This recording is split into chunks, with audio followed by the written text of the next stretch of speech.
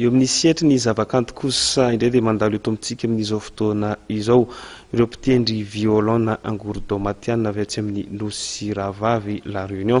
Mandritra izao fandalovan'izy ireo izao dia isy ny fampisehoana izay ho ataon'izy ireo ary karakarain'ny Madagascar Mozarteum.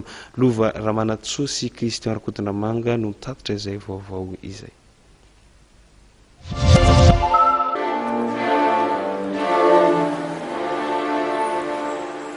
Eto Madagasikara amin'izao fotoana izao ireo mpitendry violon avy atsy amin'ny Nosy La Réunion mivondrona ao amin'ny tarika KW Equateur sady mpampianatra matianina avy ao amin'ny Conservatoire de musique ao an-toerana ihany koa.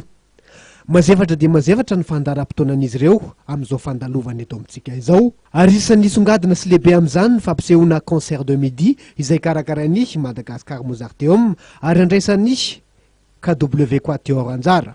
Nandritra ny 2 andro izy ireo zay no nampianatra ny mpiangaly mozika klasika malagasy dia ny maraina moa zany nataonay hoe fampianarana ho an'ny olon-tokana zany ampianarana tsirairay mihitsy ny mpanao mozika malagasy ary ny hariva dia fiarahana amin'ny rehetrarehetra zany na le hoe séance d'ensemble dia ho vokatra izay fianarana izay zany dia raha pitso hiaraka anao seho atao amin'ny FM Analakely ny KW Quatuor sy ireo mpanakanto malagasy ireo manomboka amin'ny 2 ora atoandro.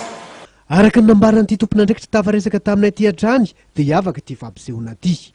Olalovinao avokoa ireo sanganasan'ireo mpanao muzika klasika fanta-daza ao Europe toy andry Jean-Sébastien Bach sy Edvard Grieg.